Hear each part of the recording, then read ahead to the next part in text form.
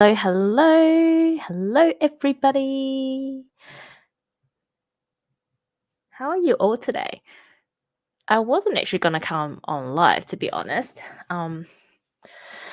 I was just going to do an Instagram live, but then I was like, hold on a second, why would I just do an Instagram live when I can come on live in all the other platforms as well, whilst recording one of my podcast episodes? So here I am.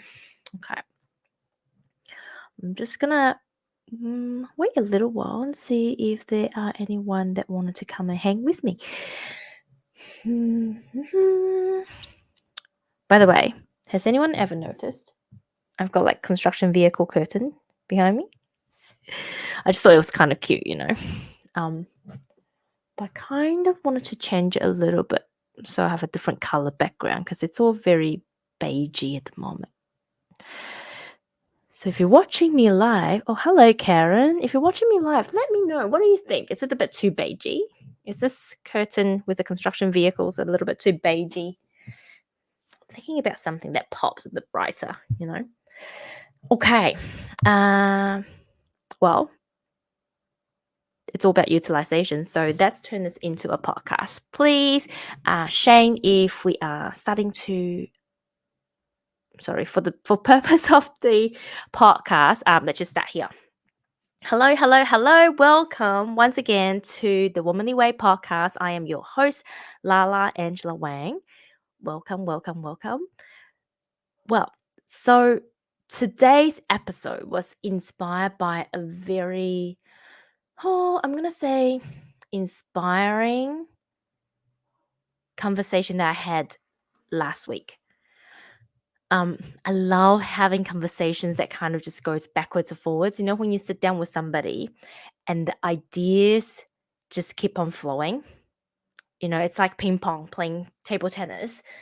It just goes backwards and forwards, backwards and forwards, backwards and forwards, backwards and forwards. And I love those conversations because that's the kind of conversation that sparks ideas, the kind of conversations that just give you light bulb moments, the kind of conversations that just opens you up. You go, la, and you walk away feeling really lit up. So this is a thank you to my friend Hiron, who is an amazing physician, but also an amazing healer. We had the most amazing catch up the other day, and all started with a conversation because I work in aged care and he used to work with a lot of it older generation people. And we're like, let's just catch up because obviously there's a connection somewhere. Let us connect and see what we can get out of it. Right? It's not about what we can get out of each other, but it's just more to see what comes our way.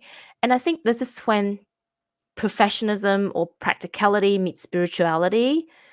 You look at where you have in common and you go, yes, I would love to connect with this person, but you're also guided by the universe. When the universe gives you hints and go, I think that's the path that you're meant to go. They're just dropping these little breadcrumbs, your guides, your guardian angels, whatever you want to call them, just dropping these little crumbs, right?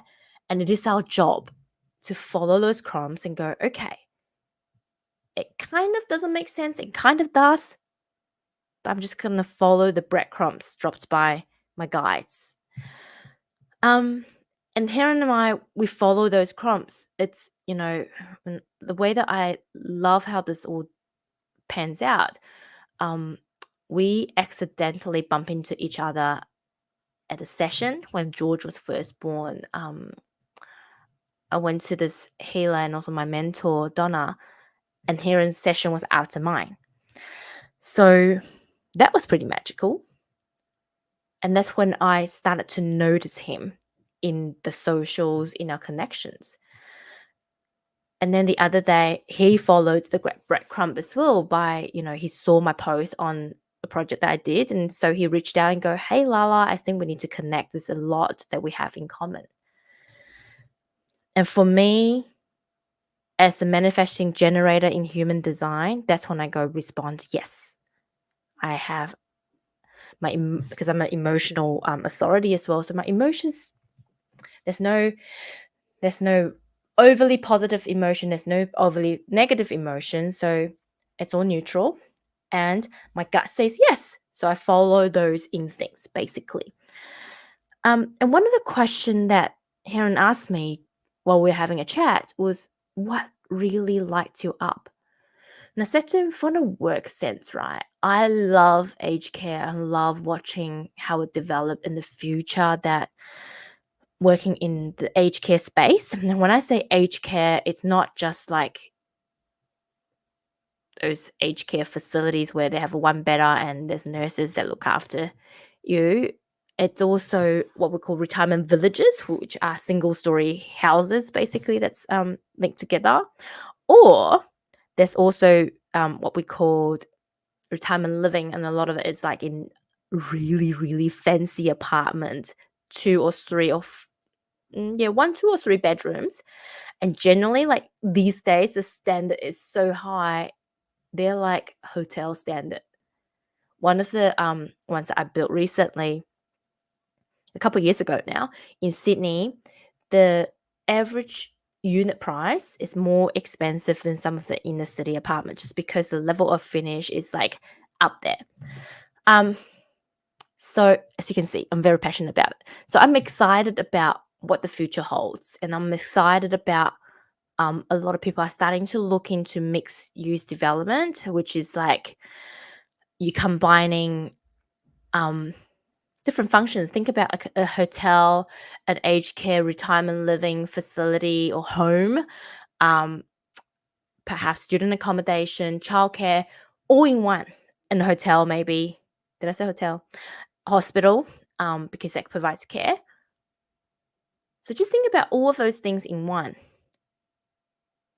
And then the technology that comes on top of it that allows older generation people, or as I would say, allows mum and dad, because my mum and dad are in that age group now, to really enjoy their golden age, right? Enjoy their retirement and not having to worry about their health, not having to worry about no one looking after them, and just live this luxury life, luxurious lifestyle that they've worked so hard, they've worked their entire life for. I'm excited about that, but I'm also excited about the aspect where we can look at a community approach, allowing young people and old people to be more connected, and a more connected society. Because I truly, truly believe we're stepping into an age where community is coming back. We're talking about family units and communities that's slightly different in the sense that's not tribal anymore, it's not village-like anymore. But it's a different kind of tribe, it's a different kind of village, because I truly believe that us as human beings, we're meant to live together. So we continue to talk about, what we do at work. And then all of a sudden, we started to talk about, so he asked me, where is the womanly way heading? And I said, look, to be honest, the last couple years hasn't been that easy. Since COVID and since becoming a mom, one, that I don't have as much time focusing on really pushing for this business. But number two, the business is evolving, and I feel like it's pushing me to a direction that requires me to be operating the complete opposite way as to how my work is operating. So, where it's at work, because it doesn't matter how you put it. Construction is a masculine in masculine industry. And a lot of what we do is really masculine. It's pushing, pushing, pushing, pushing. It's achieving, achieving, achieving, achieving, ticking boxes, ticking boxes, ticking boxes. It requires a lot of push force. It requires a lot of massive, massive action in order to get this big machine going. Whereas I feel like the womanly way, it's like the feminine approach where I am being asked to really lean back, really trust and be guided by the universe. And I said to him, right now, I am super passionate about three things. I'm super passionate about supporting women in corporate to achieve your goals in life, but in a more feminine way, right? But then I'm also passionate about helping you creating your family unit, right? It's about really how I have come about to be a mom. And I'm really super passionate about helping other people get onto that path. I never thought I would be a mom. I never thought that I would be at this stage in my career, um, where I'm super happy and I'm just, happy to be where I am. And I want to be able to help other females in the corporate world achieve the same thing. Building your dream, attract your soulmate, build your dream family, become a mom, attract your child. This is another episode to talk about how I actually called in George. George for Scott and I was probably something that we have worked on for 4 years. And I've always believed that I didn't need to go to the Chinese doctor, have those herbal medicines, or even go down IVF or whatever, even though I was approaching 40. I just knew that I could do it through spiritual means. So that's what I desire. And I also then said to her and I said, there's also one other thing that I kind of felt a little bit guilty telling people about, and that is my love for money. Because, ever since I was little, my parents has always said, money's evil. Money doesn't grow on trees, and we need to detach ourselves from the money. So by saying to somebody that I love money, even like saying to you guys right now, it's hard. It's like I have to face my shadow. I have to face my negative money beliefs in order to say that, and there's a voice in my head going, what would people think? But let me just go down a little bit deeper. What really lights me up is having money and knowing by having money, I'm able to help more people. By having money, I'm able to grow my business. I'm able to hire people to help me run this. And I am able to not worry about the livelihood of me and my family, and then therefore being able to serve, right? Then I don't have to worry about, well, if I do this for free,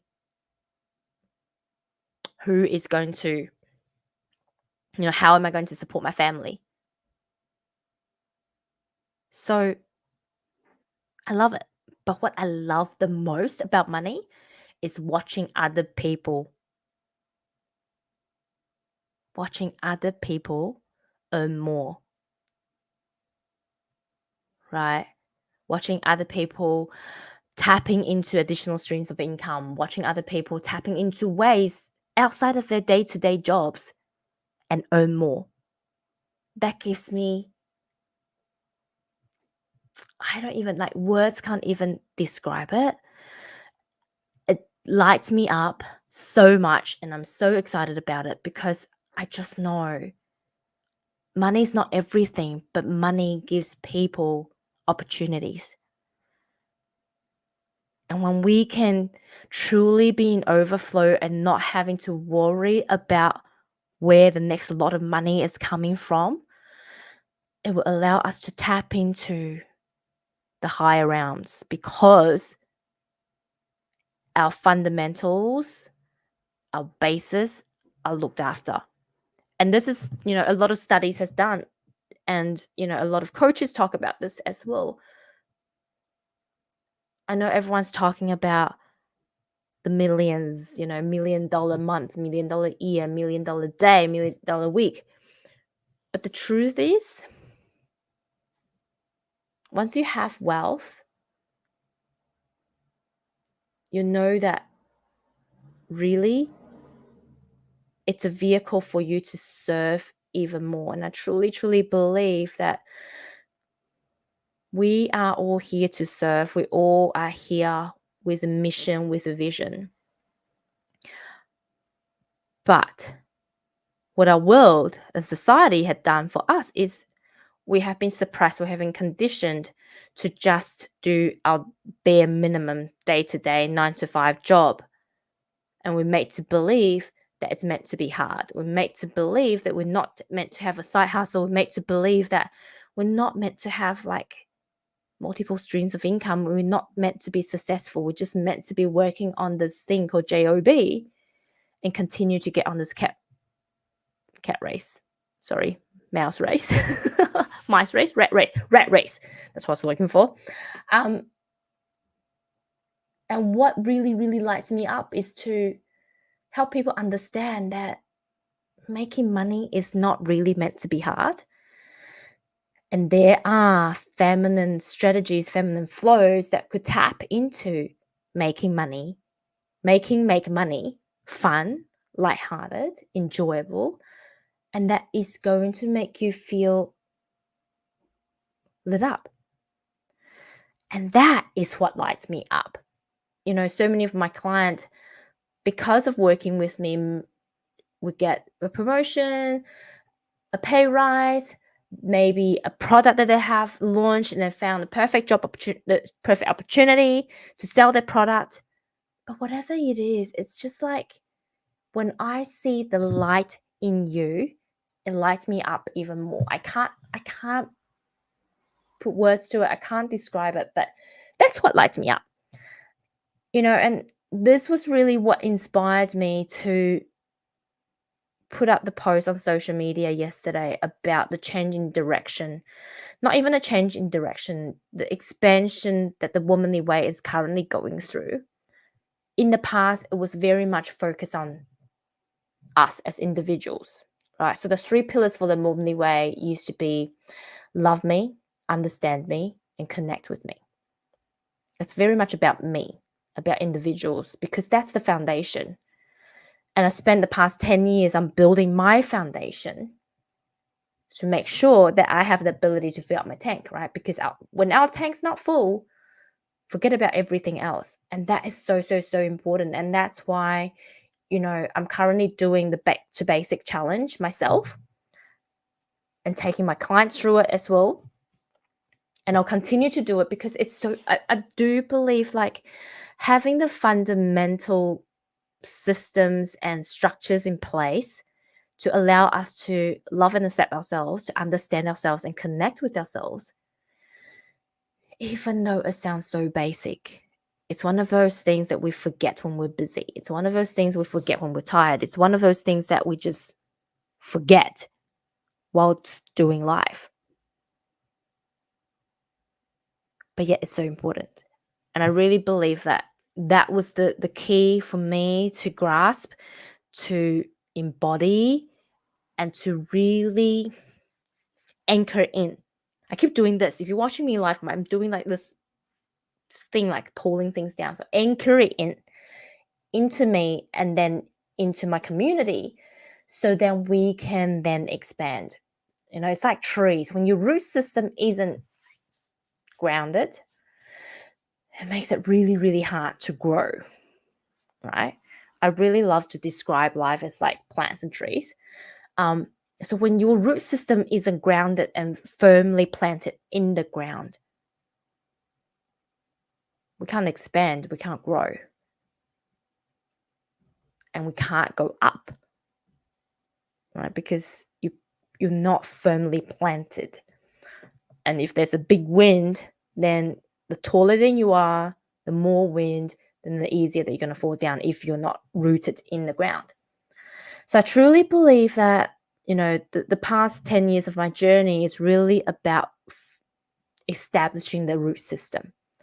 And now that I have established the root system and continue to grow my root system, I've been asked to step into more of this role of supporting and building our next generation of communities, supporting our next generation, supporting our kids, but also the people that raise these amazing next generation of stars, basically, or star seeds. But then it's like what people said about spirituality, right? You can't just be a spiritual person without money, because we're living in the 3D, three-dimensional physical world where you need resources, and money is one of those resources that we need in order to get the things that will support us in the physical realm. So the new expanded version of this pillar still includes all the self-work, right? The love that we have for ourselves, expanding it to the love that we have for our family. But also, I want everyone to be excited about creating wealth, having money, so we can do more, have more, but serve more. Whether it's just for us, for our family, or if you're but like me, you want to expand it to the community, the society, and just be at service. That's up to you, right? But also, wealth isn't just about money. It could be wealth of knowledge. It could be wealth of friendship. It could be wealth of experiences, whatever it is. All I would say to you is pick your wealth, right? Pick your area of wealth that you're passionate about, but never to lose sight of that money is really something that we can't live without. That's the reality. It doesn't matter how spiritual you want to get. That's the reality, right? I think I've got a bug on me. Ooh. And so, once again, I just want to thank Erin for this opportunity to have the conversation that sparks the light, that allows me to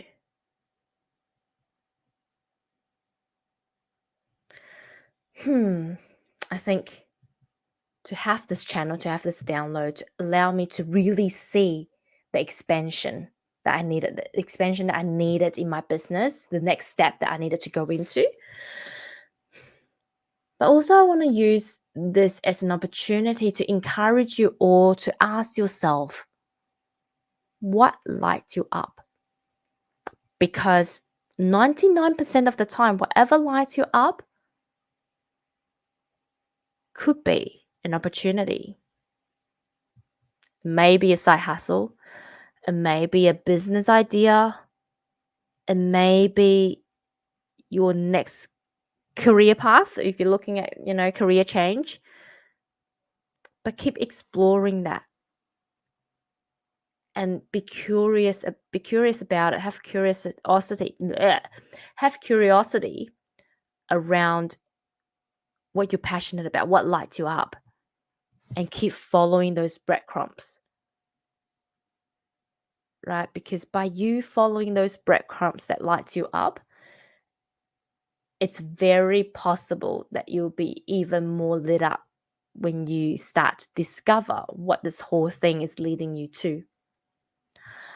I'm going to end this with an example of my breadcrumb journey on what really lights me up. When I first started, I had this idea of a business that essentially tap into different areas of our health, our mental health, our physical health, our emotional health. Those were the three things that I was looking at. And I was looking at a holistic business model that would look after your physical health through exercising, through food, and through connection. And within it is the personal development work. And when I first started, this was back in 2015, my mentor back then said to me, look, this is your first business, really. I just want you to pick one area and focus on it, because otherwise you will not be able to develop a business. Like, you will be pulled in all directions and you'll be too thin and the message won't be clear, right? Because back then I was actually training to become a personal trainer. I've got I was in an MLM business selling water purification system and health product. And I was also learning personal development. I was like, that's a perfect combination, right? And I can cook, so I can help people do meal prep and all that sort of things. Now thinking back, that was the first breadcrumb. And because I listened to my mentor's advice back then, I deviated from that path.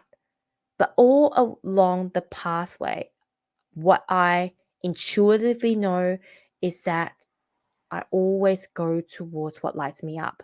If something no longer lights me up, I'll move on.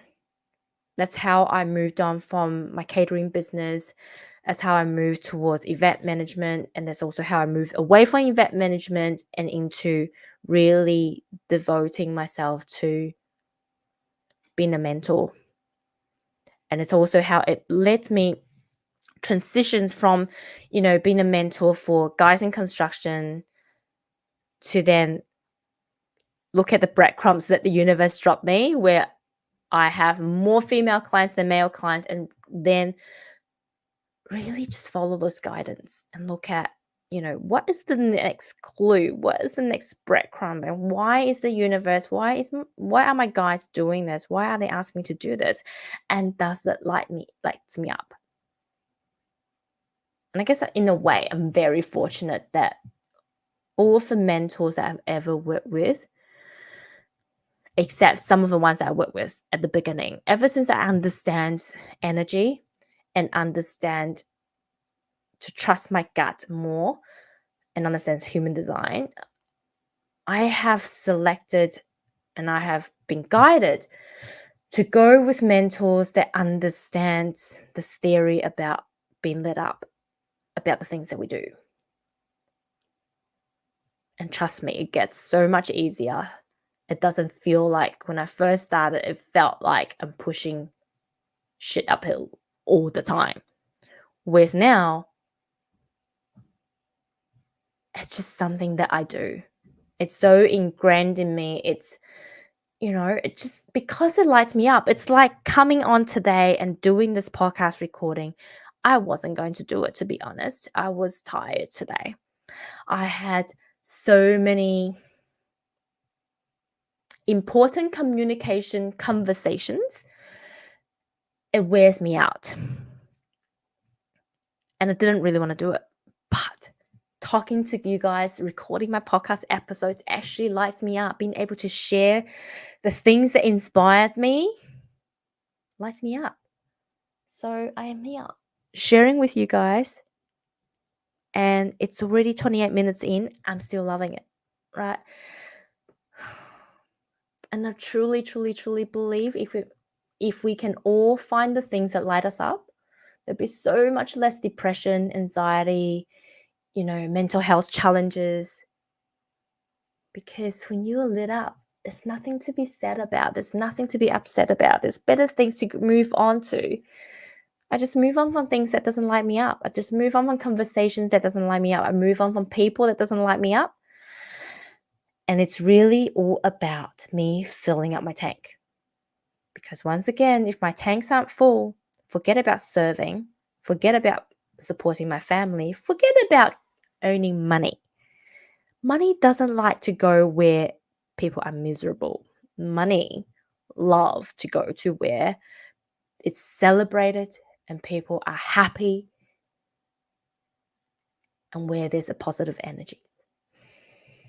So I'm going to leave you on that to ponder.